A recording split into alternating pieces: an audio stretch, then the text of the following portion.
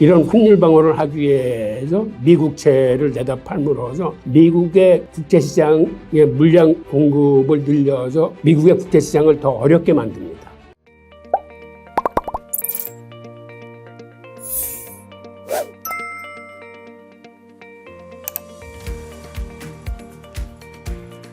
그리고 일본에서 YCC가 폐지된다면 그 다음에 관심사항은 지금 일본은 여러분들도 잘 아시다시피 마이너스 기준금리를 운영하고 있습니다. 즉 YCC가 정상화된과 동시에 지금 마이너스 기준금리도 이거를 정상화시켜야 되지 않겠느냐라고 투자자들은 보고 있습니다.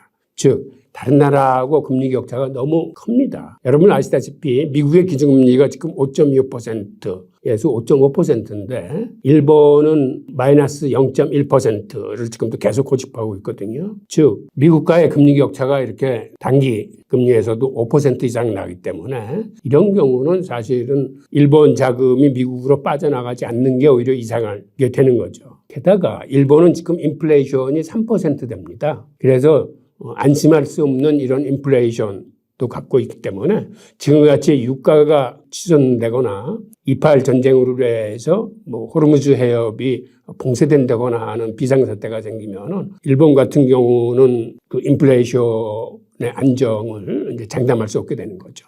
그런데 여기에도 일본의 고민은 있습니다. 그 고민은 뭐냐면 기준금리를 정상화시키는데 큰 걸림돌이 있습니다. 그 걸림돌이 뭐냐 하면 일본 정부가 지불해야 될 국채에 대한 이자 및 원리금 상환 부담이 너무 커지는 겁니다. 거기에 대해서 한번 알아보겠습니다. 자, 현재 일본 정부가 그들이 발행한 국채에 대한 이자와 원리금 상환 부담액을 어느 정도 갖고 있냐 하면 약 24조 엔을 매년 지불하고 있습니다. 그런데 이 24조 엔이 어느 정도 큰 금액이냐 하면 일본 전체 예산의 딱 4분의 1, 25%입니다. 지금 마이너스 기준금리를 운영하고 있음에도 불구하고 일본이 매년 지불해야 될 돈이 지금 이 옆에 그래프에서 보시는 것처럼 일본 1년 예산의 25%는 이자와 원리금 상환으로 지급을 하고 있습니다. 그런데 여기서 기준금리를 정상화시켜서 기준금리를 올리게 되면 이자 부담액이 훨씬 더 커지는 거죠. 즉 기준금리를 1% 올릴 때마다 이자 부담액이 3.7조 엔 정도가 늘어난다고 합니다. 그런데 만약 지금의 미국처럼 기준금리가 5.5%가 됐다라고 그러면 자그마치 지금 이자 부담액에서 20조 엔 이상을 더 부담해야 됩니다. 그런데 이건 현실적으로 불가능한 수치예요. 왜 그러냐면 그러지 않아도 지금 24조 엔을 부담하고 있는데 여기다 20조 엔이 더 덧붙여져가지고 거의 45조 엔 이상을 이자와 원리금 상환으로 쓴다는 거는 이게 왜 말이 안 되냐면 1년 거둘 수 있는 세수의 총액이 60여 조 엔뿐이 안 됩니다. 그런데 전 국민으로 거둘 수 있는 세금액의 3분의 2 이상을 이자 부담액으로 내야 된다는 것은 일본 국가 살림을 도저히 해나갈 수 없다는 게 되기 때문에 여기에 일본 정부의 큰 고민이 있는 거죠. 23년도 예산을 보면은 세수가 한 69조 엔 정도, 그리고 연간 예산의 총액은 114조 엔 정도 됩니다. 그렇다면 걷어들이는 세금보다 훨씬 더 많은 예산이 책정되기 때문에 그 차액은 국채를 발행해서 충당을 해야 됩니다. 지금 같은 경우도 일본은 정부 부채가 GDP의 263% 정도 되는 엄청난 그 국채를 발행하고 있는데 여기에 매년 30-40조 엔의 국채를 더 계속 발행해야 되고 또 이렇게 발행하는 것만큼 이자 부담이 늘어나기 때문에 즉 일본 정부로서는 지금 기준금리를 정상화시켜야 당연함에도 불구하고 여기에 큰 걸림돌이 지금 설명드린 것처럼 이자 부담액의 증가되는 거를 일본 정부가 지금 감당하기가 여의치 않은 그런 형국입니다. 자, 일본 정부가 왜 이렇게 힘든 상황에 빠졌나를 한번 보겠습니다. 즉 한마디로 일본 정부는 너무 많은 국채, 즉 너무 많은 돈을 찍어냈습니다. 지금 이 그래프에서 보시는 것처럼 EU가 발행한 중앙은행의 본원통화 발행액 그 다음에 미국이 발행한 것에 못지않게 지금 그래프에서 보시는 것처럼 그 조그만 나라 일본이 미국이나 유럽에 못지않을 만큼의 통화를 찍어냈습니다. 즉 이렇게 많은 국채를 찍어낸 일본이기 때문에 일본이 지금 상황에서 굉장히 어떻게도 할 수 없는 진퇴양난의 어떤 그런 형국에 이제 갇혀 있는 셈입니다. 자, 그런데 여기서 일본과 중국은 통화 정책에 좀 차이가 있습니다. 이걸 잠깐 설명드려야 되겠는데, 중국은 팬데믹 사태 때 이 4대 주요 통화 중에서 돈을 풀어내지 않은 유일한 나라입니다. 이 그래프에서 보시는 것처럼 팬데믹 이전까지만 해도 중국의 통화 발행액이 미국이나 유럽, 일본보다 훨씬 많았습니다. 그런데 팬데믹 때 미국이나 유럽과 일본은 팬데믹 사태를 방어하기 위해서 엄청난 유동성을 살포한 데 반해서 이때 중국 정부는 오히려 돈을 찍어내지 않고 견딤으로써 지금은 통화량, 즉 유동성을 가장 적게 찍어낸 나라가 중국입니다. 그러다 보니까 다른 나라들이 인플레이션에 시달릴 때 중국은 지금 인플레이션이 일어나지 않고 있습니다. 그러다 보니까 통화 정책을 할 여력이 많은 거죠. 즉 중국은 앞으로도 계속적으로 금리를 인하하면서 지준율 인하 등을 통해서 시중의 통화량을 늘려서 내수 경기를 부양하고 이 경기 부양책을 쓸 겁니다. 그런데 일본과 같은 경우는 중국과 달리 이렇게 너무 많은 돈을 찍어냈기 때문에 중국과 같은 통화 정책을 쓸 수 있는 그런 입장이 이제 아닌 것이죠.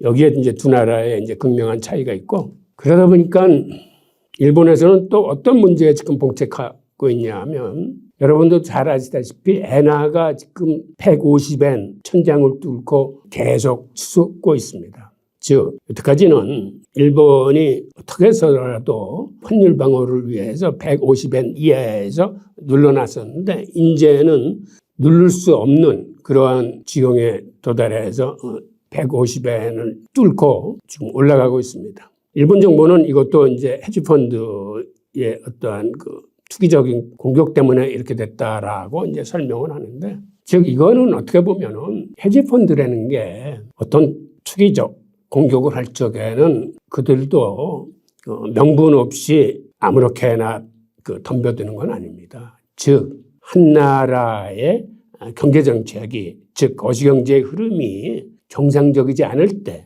그 정상적이지 않은 것을 보고 덤벼드는 겁니다. 즉 미국과 일본의 금리 차는 곧 그 나라 통화의 가치를 의미합니다. 즉 달러를 갖고 있으면 미국에서 금리를 많이 주기 때문에 당연히 달러의 가치는 올라가는 거고, 일본 국채나 엔화를 갖고 있으면 그걸 일본 내에서 예금기관에 예금을 한다거나 일본 국채를 사더라도 거기에 대한 수익이 마땅하게 나오지 않고 그 수익률 격차가 커지기 때문에 당연히 강달러와 엔저 현상으로 이제 갈 수뿐이 없는 거죠.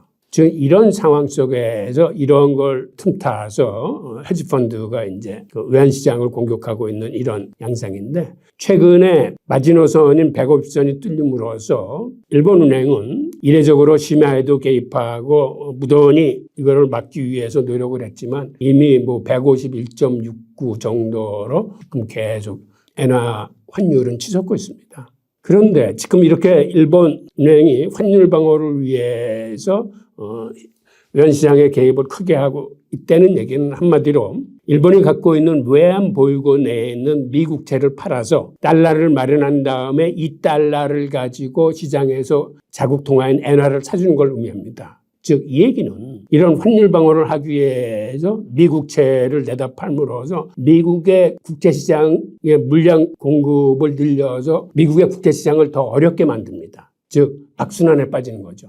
일본도 힘들고 미국 국채를 내다 파는 통에 미국의 국제시장도 힘들어지는 이러한 악순환에 빠졌는데, 문제는 일본 정부가 이거를 해결할 만한 마땅한 대응책이 없다는 게 지금 사실 더 문제입니다. 자, 이 그래프를 보면 요게 요 며칠 사이의 그래프를 옮겨놓은 건데 150선에서 막으려고 이렇게 급격하게 크게 떨어지고 있다는 얘기는 일본 은행이 아주 크게 시장에 개입했다는 걸 의미하는데, 그 다음날 아침에 다시 가열차게 또 이렇게 치솟는 모습을 보이고 있습니다. 그래서 이게 151.6까지 올라갔다가 지금은 다시 150.9 정도에서 움직이고 있는데 제가 보기에는 이제는 150이라는 마지노선이 뚫렸기 때문에 이건 일본은행이 이제 쉽게 막지 못할 겁니다. 앞으로는 일본이 이런 외환시장 방어를 위해서 아주 신경 싸움이 지속되지 않을까라고 보고 있고, 게다가 더 문제는 일본의 펀더멘털이 지금 좋지 않습니다. 즉, 이 그래프에서 보는 것처럼 올해 들어와서 일본의 무역 적자가 급격히 늘어나가지고 오히려 경상수지조차 마이너스를 우려할 정도까지 됐기 때문에, 즉 외환시장의 정상적인 시장에서 수요 공급에서도 지금 시장 상황이 좋지 않다는 걸 의미하고 있죠. 그러다 보니까 일부 전문가들은 엔화가 160엔대까지 급락할 수 있다라고 전망을 내놓고 있습니다. 즉 지금의 일본 상황으로선 기준금리를 지금처럼 계속 마이너스로 유지하고 그다음에 YCC라는 통화 팽창 정책을 쓰고 있는 이런 현실에서는 뚜렷이 특별히 지금의 환율을 방어할 수 있을 만한 특별한 수단을 일본 정부가 갖고 있지 못한 상태죠. 그러니까 지금과 같은 일본의 통화 정책, 금융 정책 하에서는 별 대책이 없다라고 보는 게 전문가들의 시선입니다. 자, 그래서 일본 엔화에 대해서는 여러분들도 관심을 가지고 일본 엔화가 어느 정도 고전을 할지 이런 것들을 주의 깊게 살펴보셔야 될 겁니다. 자, 감사합니다.